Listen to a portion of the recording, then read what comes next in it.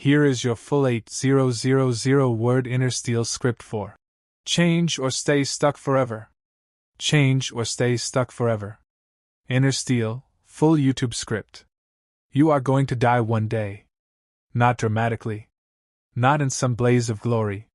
You're going to wake up one morning, look at your life, and realize nothing changed. Same room. Same excuses. Same version of you that promised years ago that things would be different by now. That moment, that quiet, crushing realization, is the most dangerous thing that can happen to a human being. Not failure. Not rejection. Not loss. The danger is waking up and seeing that you stayed exactly the same while the world moved on without you. This video is not a pep talk. It is not here to make you feel good. It is here to crack something open inside you, because the truth is, most people do not change. Not because they can't. Because they choose not to. Every single day, they choose comfort over transformation. And they call it living. Today, we are going to look at 9 people, 9 real human beings, who faced that exact moment of choice. The moment where they could have stayed stuck, and didn't. We're going to study what they did, how they did it, and what it cost them. And then we're going to bring it to you, because you are the reason you're still watching this.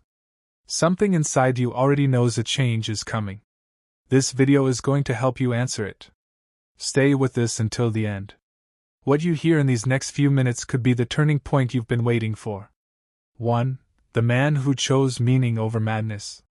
In 1942, a 37-year-old Viennese psychiatrist was taken from everything he had built. His books were burned. His research was confiscated. His pregnant wife was separated from him at the gates of a concentration camp. Everything that defined him, his identity, his career, his family, his freedom, was stripped away, layer by layer, with surgical brutality. His name was Viktor Frankl.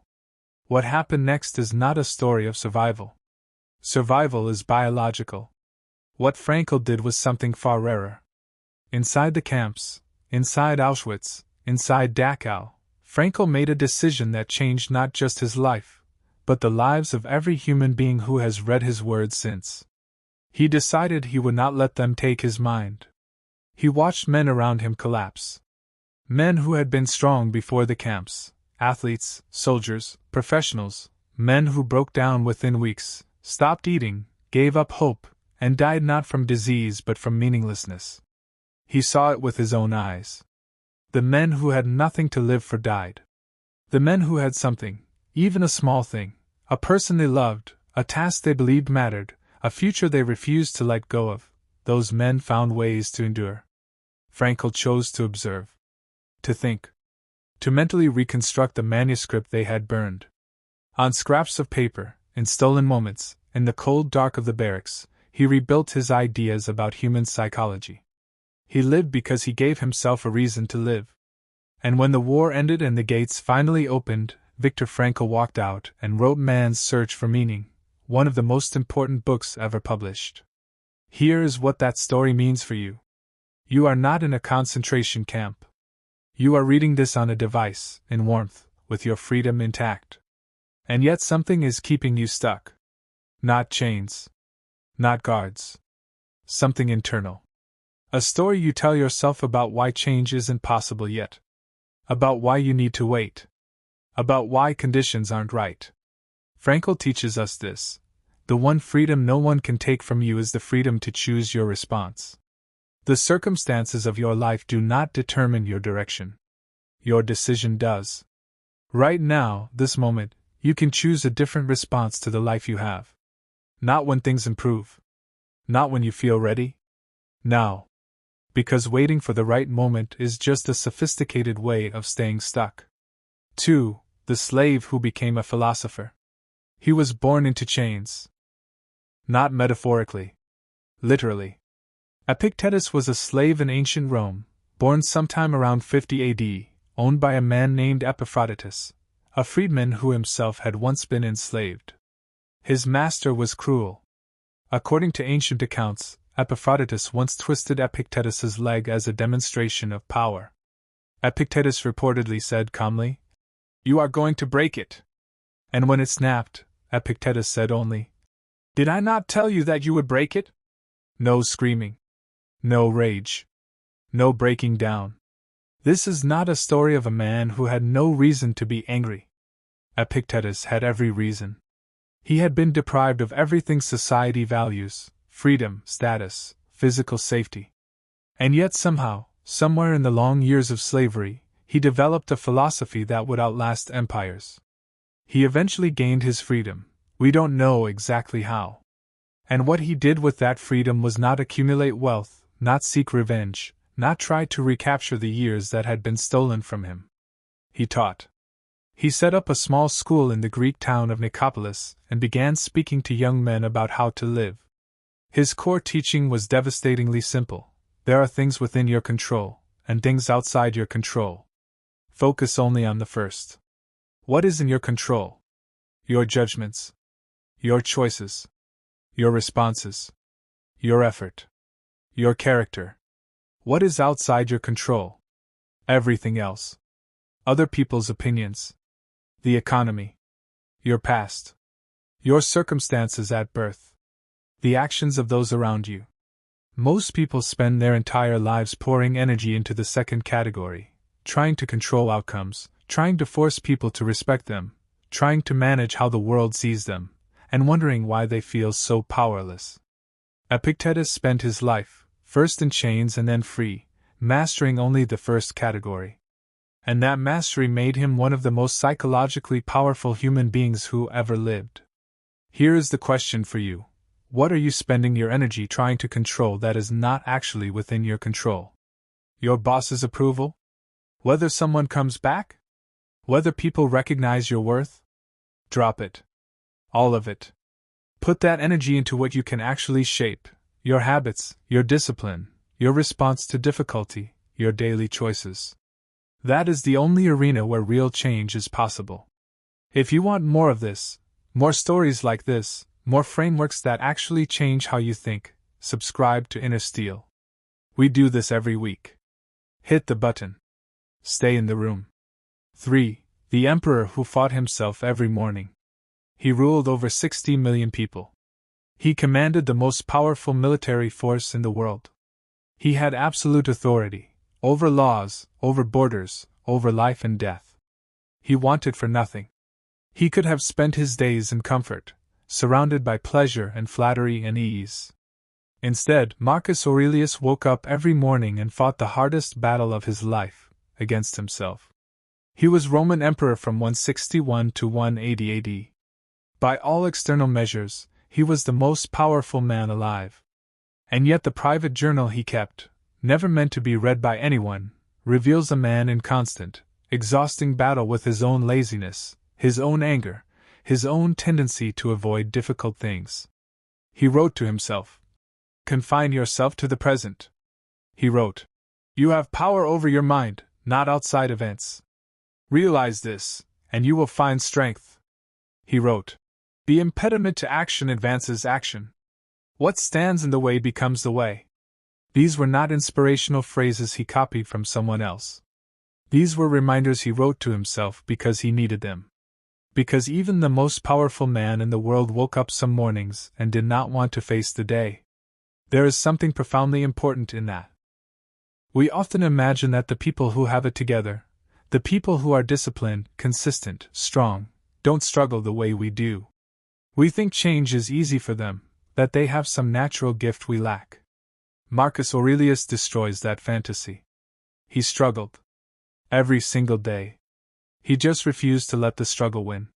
He also understood something about change that most people miss. Change is not an event. It is a practice. You don't decide to change and then wake up changed. You decide every morning. You recommit every time you feel like quitting. You choose again after every setback. Change is what happens when you keep choosing correctly, day after day, even when it's hard, even when no one is watching, even when the results feel invisible. Marcus Aurelius did this until his last day. He died on campaign, fighting for his empire, still in motion. He never stopped. What's your reason for stopping? 4. The woman who reinvented herself at rock bottom. In her late 20s, she had nothing. She was recently divorced. She was unemployed. She was a single mother. She was clinically depressed, living in a small apartment in Edinburgh, Scotland, barely able to pay for heating, applying for government welfare to feed herself and her infant daughter. She had no network, no money, no clear future, and no plan. She also had a story in her head, a story about a boy who didn't know he was a wizard. Her name was J.K. Rowling. What happened in those years, the years before Harry Potter, the years of genuine, grinding poverty, is not what people talk about when they talk about her success. They talk about the 12 publishers who rejected her. They talk about the single publisher who said yes. They talk about the billions of copies sold and the movies and the theme parks. But here is the part that matters for you. Rowling didn't fight her way out of that situation through confidence. She did it through stubbornness. She refused to abandon the one thing that felt true to her, even when every reasonable person around her would have said to give it up. She wrote in cafes because her apartment was too cold. She wrote around her daughter's nap schedule. She wrote when it made no practical sense to write. She later described that period as, paradoxically, one of the most important of her life, because rock bottom, she said, became the foundation on which she rebuilt everything. She said, "Failure gave me an inner security that I had never attained by passing examinations." Read that again. Failure gave her security. Not success. Failure. Because when you have failed, truly failed, when you have lost, truly lost, and you survive it, you discover something that no achievement can give you, the knowledge that you can handle it. That the thing you feared most is survivable. That you are stronger than the worst version of your circumstances. This is the hidden gift of rock bottom. Not everyone gets there. But those who do, and who choose to build instead of stay buried, they become unshakable. Where are you right now? Because if you are near the bottom, you are also closer to a foundation than you realize. The question is not whether you will fall. The question is whether you will build something when you land. 5. The man who failed publicly, repeatedly, and kept going. He was laughed at. Not once. Not twice. Repeatedly, publicly, and by people who should have known better. He was considered a fraud by many, a dreamer by most, and an embarrassment by some of the most established names in his industry. Elon Musk, before the success, before the billions, before the household name, failed in ways that would have ended most people. When Tesla was in its early years, the company nearly collapsed multiple times. In 2008, it nearly ran out of money entirely. Musk transferred almost all of his personal net worth from PayPal's sale into Tesla and SpaceX, knowing it might mean personal bankruptcy. He has spoken publicly about crying in his car after rocket failures. About going through a period where he could not pay his rent. SpaceX failed 3 rocket launches in a row. 3. Each one was a public disaster. The 4th launch succeeded. That 4th launch saved the company. But here is what no one talks about when they talk about Musk's resilience. He did not stay motivated through those failures. He stayed committed. There is a difference. Motivation is emotional. It rises and falls. It depends on how you feel, on what the results look like, on whether people believe in you. Commitment is structural. It is a decision you make once, reinforced by daily action, that does not require a good day to sustain itself. Musk was not cheerful through those failures. He was not energized. He was, by his own account, in tremendous pain. But the decision had already been made. The ship was pointed in a direction. And he kept steering. Here is what this means for you. You are waiting to feel ready. You need to stop waiting and start committing. Readiness is a myth. Nobody is ready. The people who change their lives do so while afraid, while uncertain, while unqualified, while the odds look terrible. They move anyway. The movement creates the momentum. The momentum creates the progress. The progress, eventually, creates the result. Stop waiting to feel good about it. Make the commitment and move. 6. The fighter who lost everything and became something greater. He lost the fight of his life at 32 years old. Not a boxing match. Not a competition. He lost his freedom. He was convicted of rape, a crime he maintained he did not commit, and sentenced to 6 years in an Indiana prison. He had been the most feared fighter in the world. The undisputed heavyweight champion. A figure of raw, terrifying power. His name was Reuben "Hurricane" Carter. For 19 years, not 6, not 10, 19, Reuben Carter sat in a prison cell for a crime he did not commit. During that time, he had every reason to collapse, to become bitter, to let the injustice eat him from the inside out. Many men would have. The righteous anger alone could have destroyed him. Instead, Carter did something almost incomprehensible. He made a choice about who he would be in that cell. He refused to wear a prison uniform. He refused to follow prison rules that he considered dehumanizing. He refused to assign himself the identity of a prisoner, even while physically confined. He educated himself. He meditated. He read law. He wrote his autobiography. He became, inside a cage, more free than most people walking around unrestricted on the outside. He later wrote, "The only weapon I have is my mind, and I'm not going to let them take that."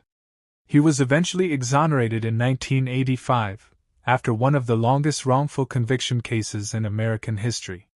But here is what defines Reuben Carter more than his exoneration. By the time he walked out of that prison, he had already won. Not the legal case. The deeper battle, the battle over his own identity, his own spirit, his own sense of who he was. The world had tried to define him. He refused to accept the definition. This is the question for you. Who is defining you right now? Is it your past? Is it someone who hurt you? Is it a failure that happened years ago? Is it a version of yourself that no longer fits?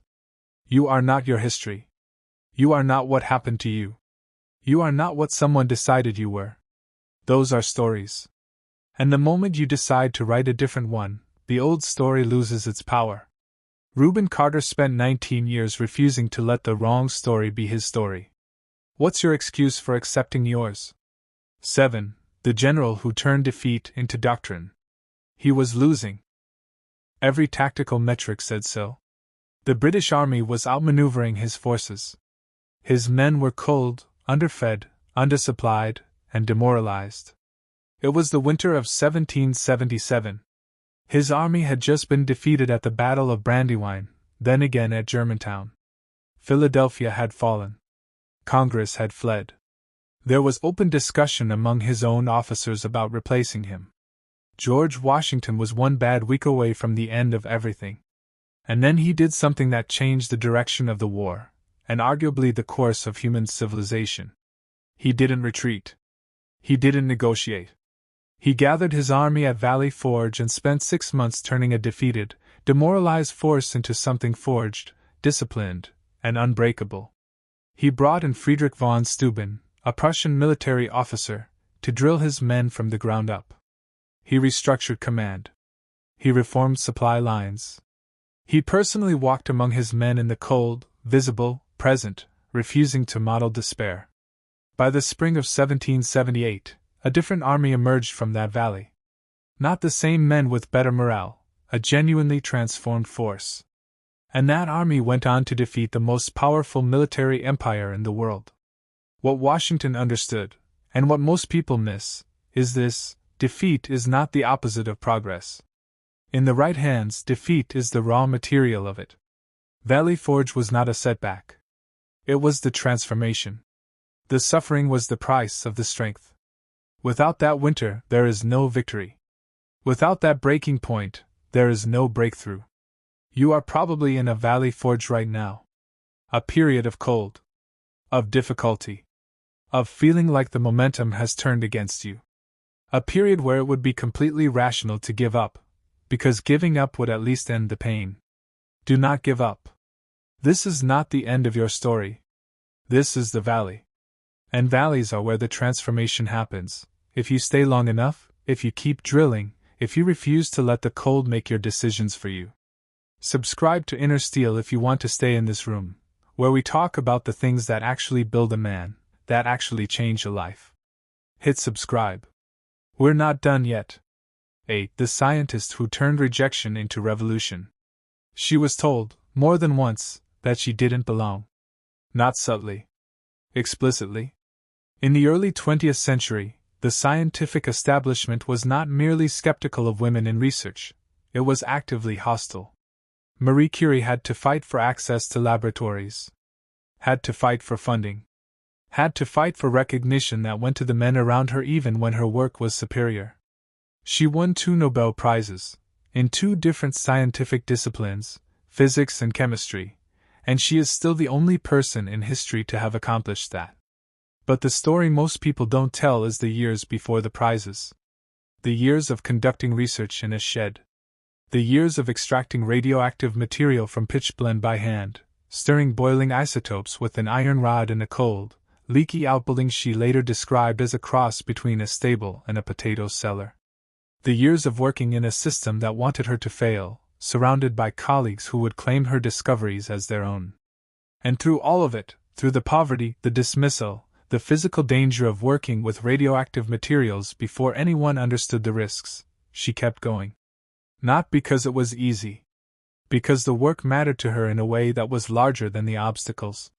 She once said, "Nothing in life is to be feared, only to be understood. Now is the time to understand more, so that we may fear less." That line is not just about science. It is about change. Most people don't change because they are afraid of what change will cost them. They are afraid of the unfamiliar. Afraid of failing in front of others. Afraid of discovering that the new version of themselves doesn't work out either. And so they stay in the familiar discomfort, the discomfort they know, rather than risk the unfamiliar kind. Curie turned her fear into curiosity. She walked toward what scared her, literally walked toward radioactive materials, because understanding was more important to her than safety. What are you afraid to walk toward? What change are you circling around, getting close to, then retreating from?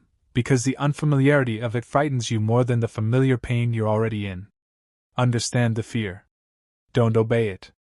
The transformation you need is on the other side of the thing that scares you most. Not after the fear disappears. Through it. 9. The man who burned the boats. He arrived on a shore with 11 ships, 500 soldiers, and 16 horses. The force they were about to face numbered in the thousands. The territory they intended to conquer was one of the most heavily defended in the known world.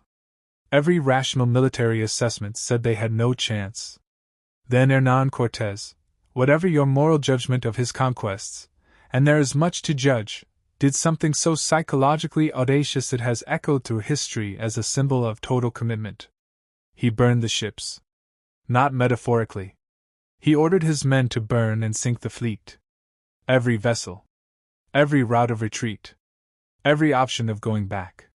His men understood immediately what that meant. There was no leaving. There was no regrouping. There was no retreat to reconsider. There was only forward, or death. And with that single act, Cortés removed the option that kills most efforts before they begin, the option of quitting when things get hard. When your ship is still docked in the harbor, some part of your brain will always whisper, "You could just go back." That whisper is not wisdom. It is the voice of the version of you that is trying to stay comfortable. And as long as the option of retreat exists, you will consider it at your weakest moments. The moment the ships burned, the retreat was no longer an option. And something happens to the human mind when retreat is removed from the equation. It stops fantasizing about escape and starts focusing entirely on the problem in front of it. The creativity, the resourcefulness, the resilience that were being spent on fantasies of quitting, they get redirected. All of it. Toward the only remaining path. Most people fail at change not because they lack ability but because they leave the back door open. They say they're committed, but they've got a comfortable fallback ready. They say they're going all in, but they've kept the old job, the old relationship, the old lifestyle, the old version of themselves, just in case. Just in case doesn't build new lives. It preserves old ones. You want to change? Burn something. Not recklessly. Strategically. Make a decision that removes the retreat. Tell someone what you're doing. Quit the thing that's been holding you back. Cut the connection that's been keeping you small. Do something that makes going back harder than going forward. This is how change becomes irreversible. Not through willpower. Through architecture. Build your life in a way that makes change the path of least resistance, and watch how fast the transformation accelerates. The truth they all share. 9 stories. 9 human beings separated by centuries and continents, and wildly different circumstances. And yet every single one of them arrived at the same crossroads, the crossroads you are standing at right now. The crossroads that says, stay where you are and survive. Or change, and become something you cannot yet see. Viktor Frankl, stripped of everything in a concentration camp, chose meaning. Epictetus, born into slavery and broken in body, chose mental freedom. Marcus Aurelius, the most powerful man in the world, chose the daily battle of self-discipline. J.K. Rowling, at rock bottom with nothing but a story, chose to keep writing. Elon Musk, failing publicly and losing everything, chose commitment over motivation. Reuben Carter, imprisoned for 19 years for something he didn't do, chose to define himself from the inside. George Washington, losing a war in the cold, chose to turn the valley into a forge. Marie Curie, dismissed by an entire establishment, chose curiosity over fear. Hernán Cortés, surrounded and outnumbered, chose to burn the way back. Not one of these people was more talented than you. Not one of them had advantages you fundamentally lack. What they had was a decision, a clear, unambiguous, non-negotiable decision, that the version of themselves they were living as was not the version they were going to die as. That decision is available to you right now. Not tomorrow. Not on the 1st of the month. Not after you figure things out. Right now. In this moment. Before this video ends. The question is not whether change is possible. We have just watched 9 proofs that it is. The question is whether you are willing to pay what it costs. And here is what it costs: comfort. The comfort of the known. The comfort of the excuse. The comfort of staying exactly where you are and telling yourself a story about why the circumstances need to change before you can. That comfort is the price. And it is the only currency change accepts. The closing. Let's bring it back. Let's walk through what we've learned. Frankl showed you that meaning is a choice, not a condition. That you can choose purpose in any circumstance, and that choice is the one freedom that can never be taken. Epictetus showed you that the only arena worth fighting in is the arena of your own mind. Everything outside that arena is noise. Mastering what's within your control is the only path to real power. Marcus Aurelius showed you that discipline is not a talent, it's a daily practice. That even the most powerful man who ever lived had to recommit every morning. And so do you. Rowling showed you that rock bottom is not the end. It is a foundation. The failure that humbles you is the same failure that frees you from the fear of it. Musk showed you the difference between motivation and commitment. Motivation is a feeling. Commitment is a decision. One disappears when things get hard. The other doesn't. Carter showed you that identity is not given. It is chosen. You are not what happened to you. You are what you decide to be, regardless of what happened to you. Washington showed you that the valley is not a detour. The valley is the point. The suffering that comes before the breakthrough is not an obstacle to the transformation. It is the transformation. Curie showed you that fear is not the enemy of change. Obedience to fear is. Understand the fear. Walk toward it. The power you need is on the other side. And Cortés showed you that commitment without retreat is the most powerful force in a human life. Burn the ships. Remove the back door. Make change the only option. 9 people. 9 decisions. 1 message. Change or stay stuck forever. Not because staying stuck is comfortable, you already know it isn't. But because change is hard, and hard things require a reason. So find yours. Name it. Write it down tonight. Not a goal. Not a vision board. A reason. Something real, something personal, something that makes you angry that you haven't moved yet. Then move. Not perfectly. Not prepared. Not when conditions improve. Move with what you have, from where you are, in the direction of who you know you are capable of being. The version of you that changes, that fights back, that rebuilds, that endures the valley and emerges from it, that version is not waiting for you in some distant future. That version is made right here, in the decision you make after you stop watching this video. You came here for a reason. Now go be one. If this hit you, if something in this video landed, subscribe to Inner Steel. We are building something real here.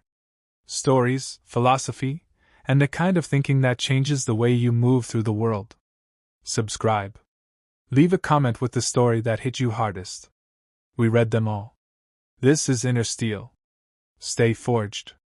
End of script. Approximate 8,000 words.